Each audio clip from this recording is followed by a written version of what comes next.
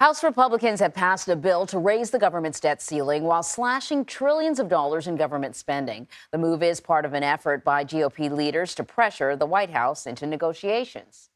The president can no longer ignore by not negotiating. Senator Schumer, if he thinks he's got a plan, put it on the floor. So let's bring in CBS News congressional correspondent Scott MacFarlane. He's following the story for us from Capitol Hill. So, Scott, is this vote being viewed as a political win for Kevin McCarthy, even though, chances are this isn't going to go anywhere? It might be a political win for the House Speaker, but it's far from clear, Anne-Marie, whether this makes a default more likely or less likely now that this bill has passed the U.S. House. It calls for a $1.5 trillion increase in the nation's debt ceiling, but in the process, it cuts $4.5 trillion in spending, including some items that are particularly popular with Democrats. That would include energy credits, green energy credits. It would also include some cutbacks to the IRS and rescinding some of the unspent COVID funding.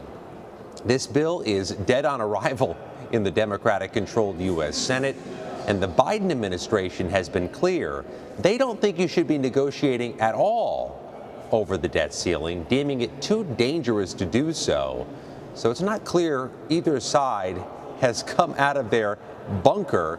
They both seem to have dug in deeper.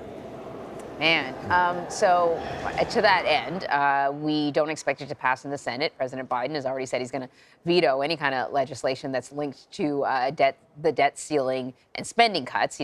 She's like, that's not even a conversation. Clearly, McCarthy wants it to be a conversation. So where do we go from here? Will there be a conversation? There would have to be some bipartisan meeting of the minds to avert this debt ceiling crisis or default. That much is becoming clear because Republicans only narrowly, with just one vote to spare, were able to pass their own bill, their own version of how to raise the debt ceiling. To find some version that passes the House that would get the signature of the president with the support of the Democratic-controlled Senate would mean there has to be some different political complexion, some combination of Republicans and Democrats in the House who can vote for something. It's just far from clear what that thing will be. Both sides have pushed more chips into the center of this table, and they are gambling with everybody's financial future. A near default, let alone a default itself, would rock the stock market, could lead to a downgrade in the U.S. bond rating, could slam everybody's 401ks. They are playing with very dangerous material right now. There doesn't seem to be an end game. Yeah, you're so spot on. Let us talk about another area that has confounded lawmakers, immigration. Republicans are expected to roll out a sweeping new immigration and border package today.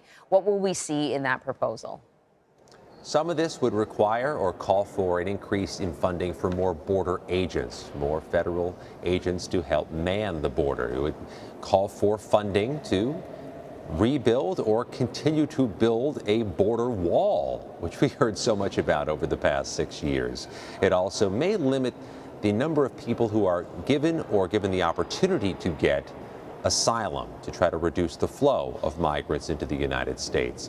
This is what is being characterized as a messaging bill for Republicans, another thing not likely to have even a pulse in the Senate. But this is somewhat different than the debt ceiling bill because this may be a political benefit for all spectrums of Republicans, including those in particularly competitive and contentious districts, because so many of them did campaign on border issues, saying there needs to be more attention paid to the southern border. This gives members of the Republican conference an opportunity to say that they are being mindful of the southern border without the prospect of this thing actually becoming law. Of course. Scott, thank you very much.